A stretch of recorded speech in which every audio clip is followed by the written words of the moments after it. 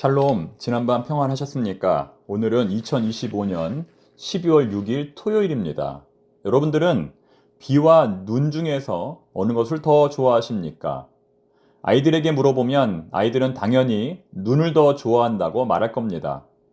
우리 교우들도 넘어지지 않고 불편한 일만 없다면 당연히 눈을 더 좋아한다고 말씀하실 것입니다. 왠지 모르게 눈은 사람의 마음을 설레게 만듭니다. 눈이 내리지 않는 나라에 사는 사람들은 눈이 내리는 우리나라를 굉장히 부러워하죠. 지난 목요일 서울에 첫눈이 내렸습니다. 아름다운 눈꽃이 남산 위에 피었습니다. 첫눈이 내리면 누군가가 생각이 난다고 하는데 여러분들은 그날 누구를 생각하셨습니까? 복잡한 마음 다 내려놓고 어린아이의 마음으로 돌아가서 오늘 하루도 즐겁고 기쁘게 살아가시기를 바랍니다. 항상 기뻐하라. 쉬지 말고 기도하라.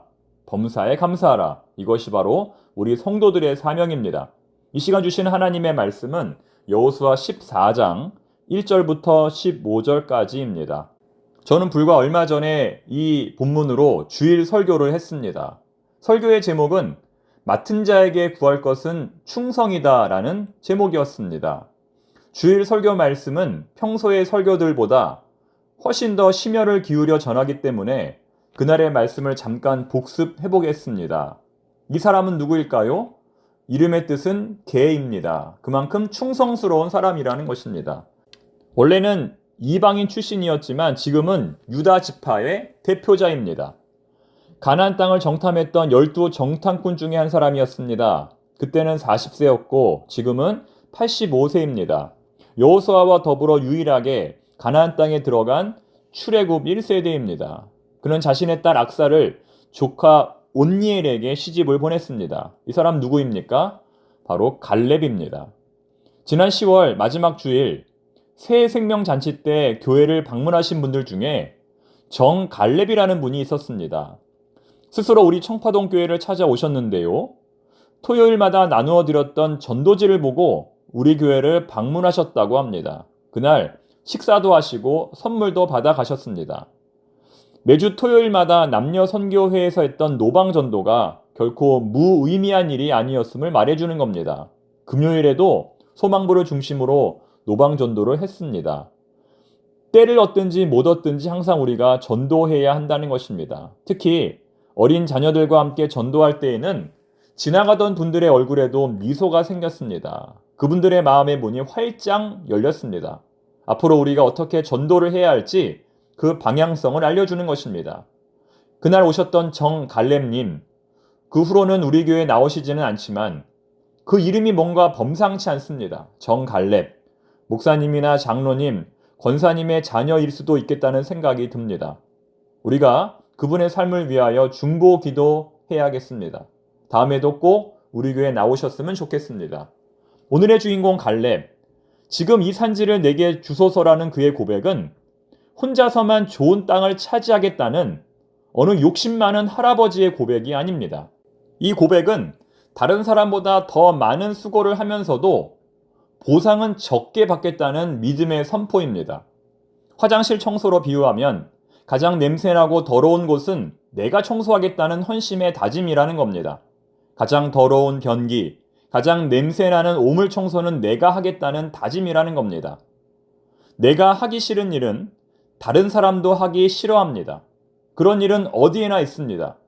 직장 생활은 가장 하기 싫은 일을 누가 할 것인가를 정하는 것으로부터 시작이 됩니다. 결국 그 일은 그 조직에서 가장 힘이 없고 가장 늦게 들어온 사람들이 하게 됩니다. 가장 선하고 순종적인 사람들이 하게 됩니다. 소위 말하는 을에 해당되는 사람들입니다. 그러나 하나님께서 원하시는 나라는 이런 나라가 아닙니다.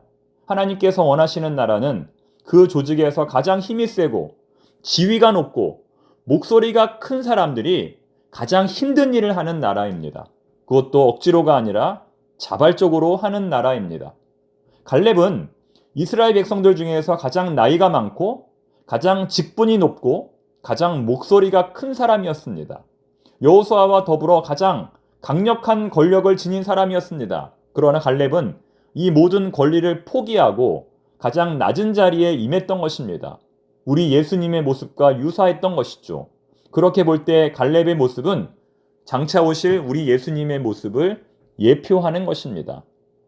지금은 교회력으로 예수님의 탄생을 기다리는 대림절 기간입니다. 우리는 어떠한 자세로 예수님의 탄생을 기다려야 할까요? 방금 말씀드린 것처럼 갈렙처럼 가장 힘든 일은 내가 하겠다.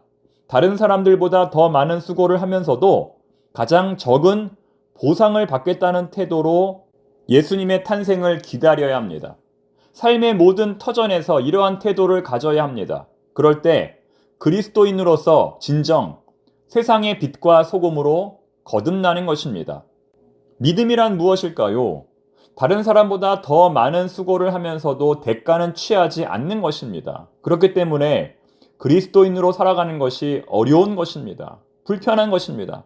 사서 고생하는 사람들이 바로 그리스도인들이기 때문입니다. 여러분, 억울하면 억울할수록 제대로 사는 겁니다. 불편하면 불편할수록 제대로 사는 겁니다. 그리스도인이 되어서 조금 더 억울한 것이 없고 조금 더 불편한 것이 없다면 그게 문제입니다. 왜냐하면 그런 나로 인하여 누군가가 갑절로 억울한 일을 당하고 있기 때문입니다. 여러분, 나중에 하나님 앞에 가서 그 억울하고 분하고 불편한 일들 다 고자질 하십시오. 하나님, 그땐 너무 억울했습니다. 그땐 너무 불편했습니다. 그때 정말 너무 속상했습니다라고 하나님께 아뢰십시오. 하나님께서 다 갚아주실 겁니다. 내 나이가 어때서라는 유행가가 있습니다. 또 내 나이를 묻지 말라는 유행가도 있습니다. 오늘 설교의 제목이 뭐냐면 청춘이란 마음의 젊음이다 입니다. 청춘이란 뭐다?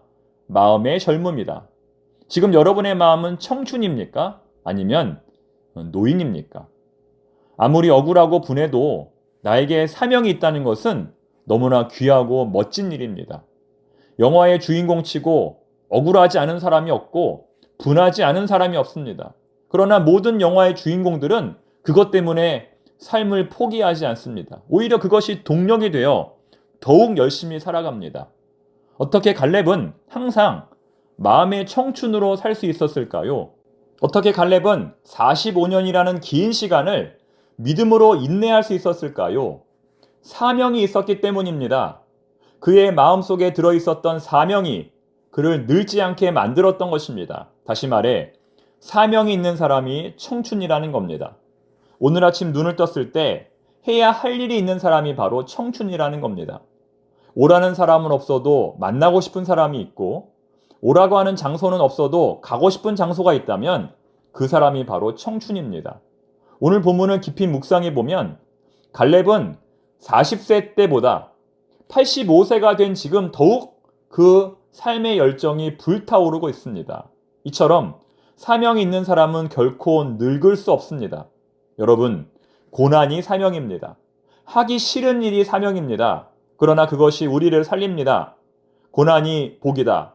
고난이 복이다. 우리 앞에 있는 안악자손과 그 견고한 성이 우리를 살린다는 겁니다. 사랑하는 교우 여러분, 오늘도 그 사명을 감당하기 위해 주 안에서 몸부림치는 우리 모두가 되기를 바랍니다. 이 또한 지나가리라. 지금의 모든 고난과 어려움이 금방 지나갈 것입니다. 제가 오늘의 본문 11절과 12절 말씀을 한 번 더 읽고 오늘 설교를 모두 마치겠습니다.